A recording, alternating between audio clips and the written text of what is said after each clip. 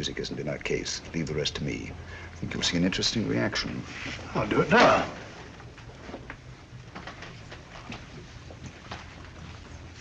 I still haven't heard Flow Gently, Sweet Afton. You promised to sing it for me, you know. Oh, I'm sorry. I'm afraid I don't know it from memory. No, I won't take no for an answer. Perhaps you put the music for it here in your case. I'm afraid I don't feel like singing. I beg your pardon. What did I tell you? Interesting, isn't it? Interesting. But Joey's right.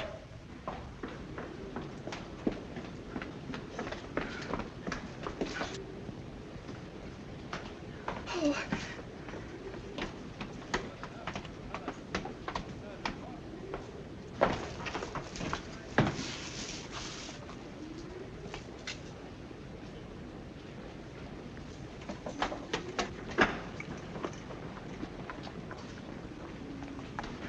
Don't come any nearer. If you do, I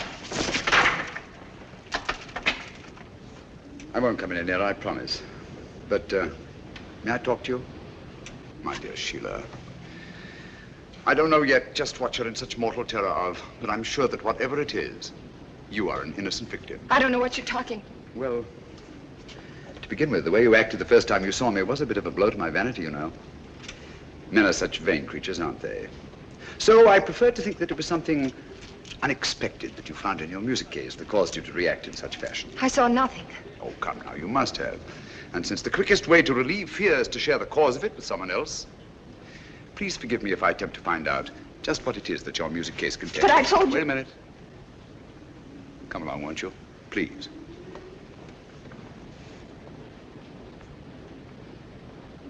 Won't you sit down? Please. Now, it's unlikely to be important documents, since to know their significance, you'd have needed time to examine them. But there is one thing which is small enough to be easily concealed and which is highly valuable. A jewel or jewels. Then there's this fellow Hassan, in whose cafe you've been engaged as an entertainer. He's been suspected for years by the police of 2 continents as the largest receiver of stolen goods in the Near East. So, circumstances would indicate that the jewels you found in your music case are both stolen and extremely valuable. And since there have been no other important robberies in London for some considerable time, I venture to say that you're carrying the Duchess of Brookdale's emeralds. Am I right? You're quite right, Mr. Holmes. May I? I'd left the briefcase in my manager's office. He brought it to me just before we sailed. Yes. So Dr. Watson informed me. I recognized the emeralds from the newspaper description. Oh, Mr. Holmes, I've been so frightened. Don't worry, my dear.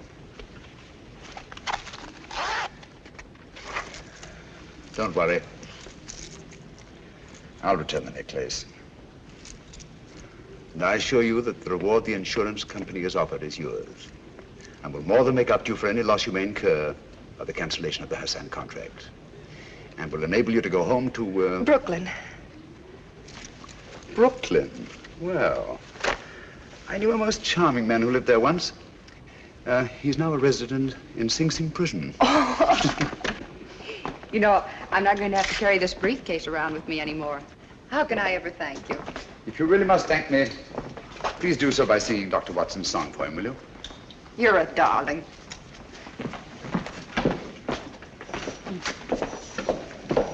Straw on the side.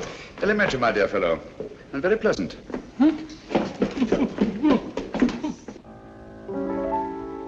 Flow gently, sweet Afton, among thy green braes. Flow gently, I'll sing thee a song in thy praise.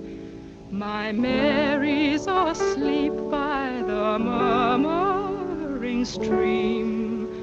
Flow gently, sweet Afton, disturb not her dream.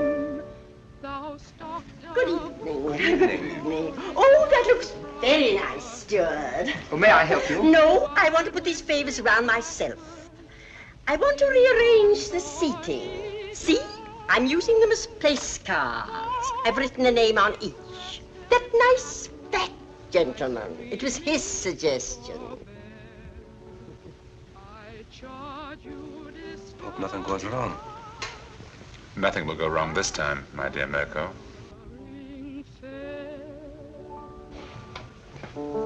Thank you. That was charming. I love that old song. Now you must sing for me, Doctor. You promised, you know. Well, if you like, I haven't sung for some time. There's nobody here. Remember you told me you used to sing a song, what was it, Loch Lomond? Yes. Come on now, Doctor, just to please me.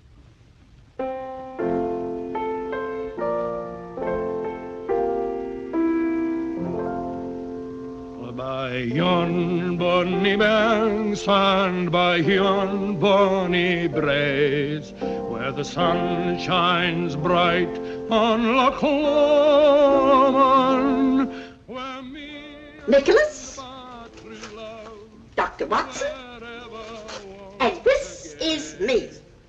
There, I think that's done. Now I better have a few words with the chef to make sure that everything is taken care of. May I show you the way? Thank you.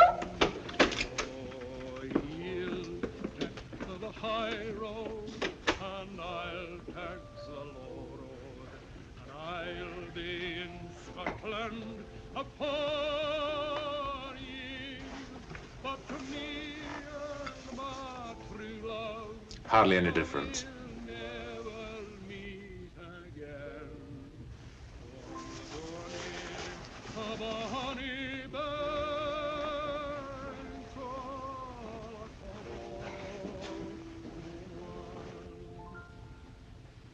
But me and my true love will never meet again on the bonny banks of Loch Lomond.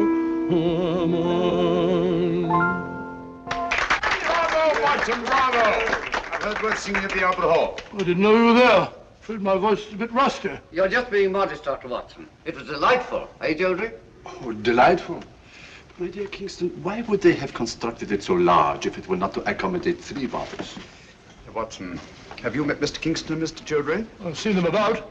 Mr. Kingston and Mr. Jodrey are archaeologists. They're going to Egypt to excavate a tomb. And we've just received a wireless that the British government, Egyptian government, has granted its permission. Oh, congratulations, archaeologists. They might have been dug up themselves. Watson, please. Sorry? Was that you singing, Ducky? I could hear you in the galley. Capital. Really it was. What was it? Well, it was, Oh, it doesn't matter.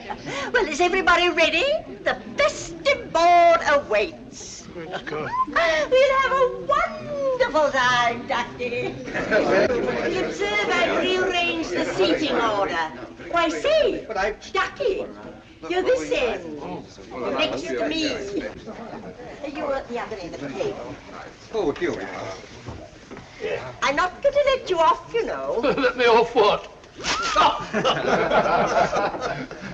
This is our last night together. And you've been promising the whole voyage to tell me about one of Sherlock Holmes' adventures. Oh, isn't it a little early? No. Haven't we got a better wait till after dinner? Well, why not start now? All right, now, let's see. Did any of you ever hear of the giant rat of Sumatra? Oh, I know, but it sounds terribly gruesome. It certainly was. It never got in the papers at the time. Too delicate a matter. I don't suppose it'll do any harm to tell it now. It all began one evening in Baker Street. Holmes and I were sitting in our rooms when suddenly the door opened slowly and in walked... Sit down. You're quite safe here. I wish it would happen. I don't like the suspense. My dear Mirko, as I have said before, patience is an admirable quality.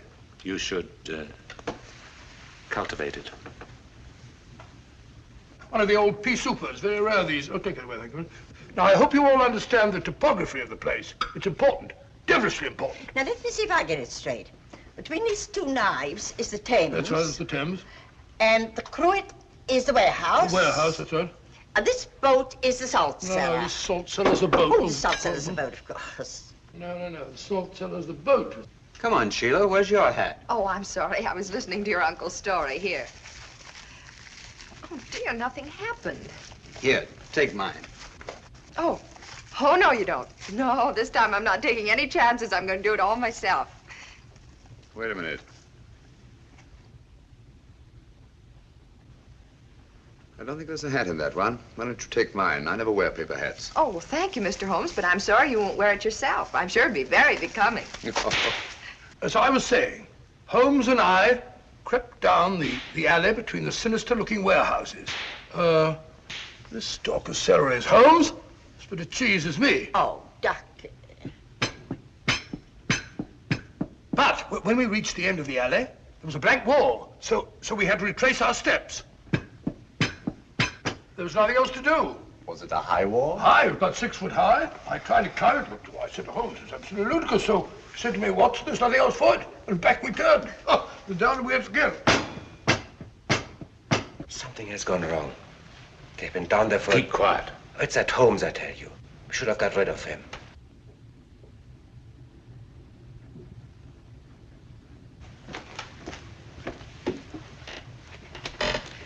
Stay here.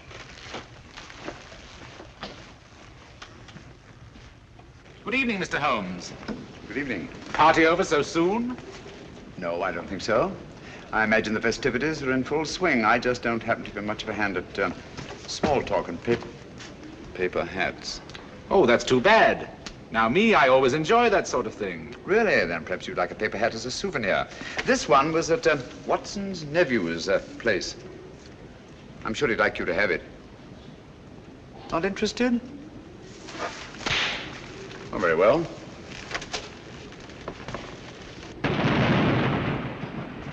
That's curious. Good evening, Mr. Mirko. Nothing will go wrong this time, my dear Mirko.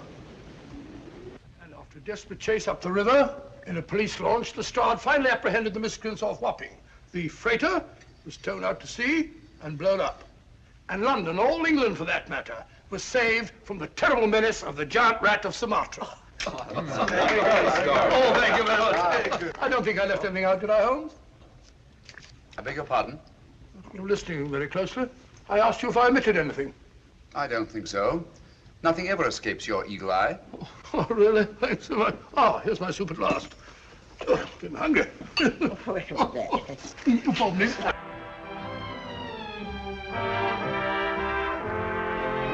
Cheerio. Hi. I can't believe this is our last night. It's funny, I can't either. Archaeologists going about like a couple of conspirators. You notice, Watson, that our 3 friends are conspicuous by their absence. Oh, now that you mention it, I don't see them anywhere about.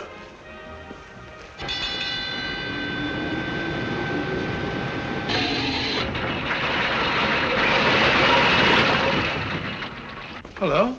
We've stopped. Yes, we're off Algiers at last. Thank heavens for that. We haven't yet delivered His Majesty in safety. I'm afraid I'll have to take Nicholas away.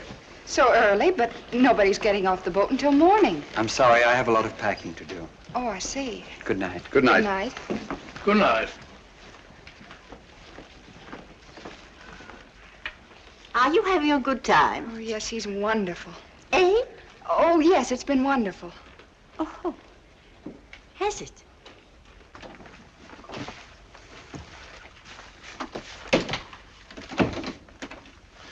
We can relax only when Nicholas is safely in the hands of his friends. You remember the identification they'll present? Yes, of course. Good. Get your hat and coat. I'll stay here with Nicholas until you return. Yes? The launch is waiting to take Dr. Watson ashore, sir. Thank you, Sanford.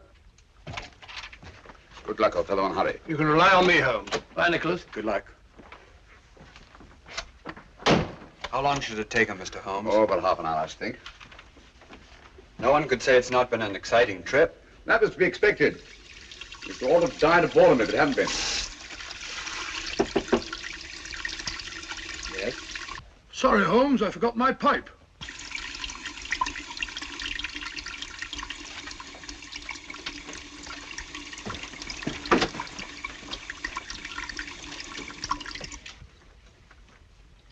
Don't do anything foolish, Mr. Holmes.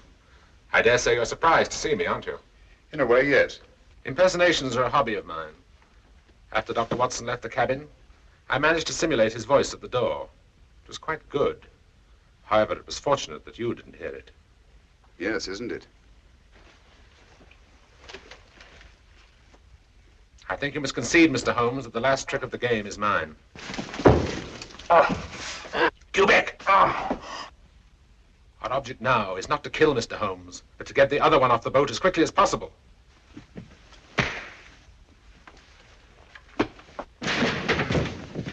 That's better.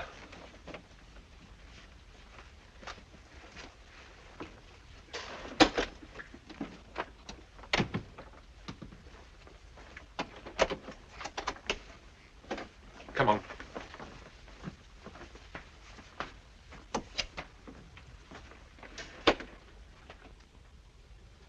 I must offer you our sincerest congratulations on the successful accomplishment of your so hazardous mission, Dr. Watson. Oh, thank you, Mr. Revich. I don't mind admitting it was one of our most difficult cases. Mr. Holmes is aboard the ship. Indeed he is. I left him guarding His Majesty. Our country owes you a great debt of gratitude, sir. Oh, it was nothing at all, sir. Nothing at all. Follow me, gentlemen.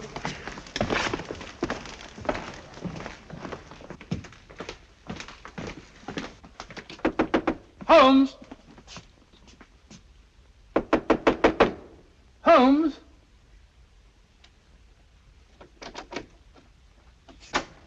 Unlocked. Funny. Holmes! Locked. Holmes! What has happened? Where's Nicholas? Where is he? Excuse me.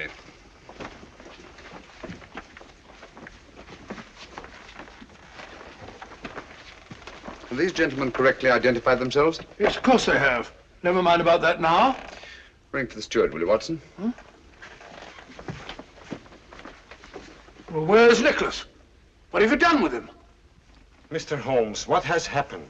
Dr. Watson assured us His Majesty would be safe under your guard. Look here, Holmes, there must be some explanation. Gentlemen, I'm rather pained at your evident lack of confidence in me. Did you ring, sir? Your Majesty, King Nicholas. You're safe, sir. Heaven be praised. What? Your Majesty. Your Majesty? What are you talking about? King Nicholas? I don't understand. The young man who assumed your identity, sir? He's safe and unharmed. We've just received word from the shore. 3 men have been taken by the security police. But you let them tie you up and kidnap him. Naturally, that's ensuring their absence during His Majesty's safe arrival. I can't thank you enough, Mr. Holmes. Your Majesty's safe arrival is thanks enough for me. And you too, Dr. Watson. Thank you, sir. We had best be starting without further delay. Goodbye, Your Majesty. And Dr. Watson and I will not forget that we've had the unusual distinction of having our breakfast served to us in bed by a king. Your Majesty. Goodbye, gentlemen. Thank you. Goodbye, sir.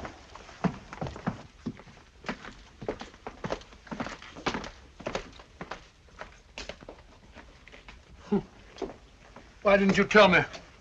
Didn't you feel that you could trust me? My dear fellow, you know I have the utmost confidence in you. It certainly doesn't look as though you had. My dear Watson, if you'd known the truth, you'd never have been able to treat His Majesty like a steward. Oh, didn't you think that I could play up? I was afraid that that honest face of yours might give the secret away.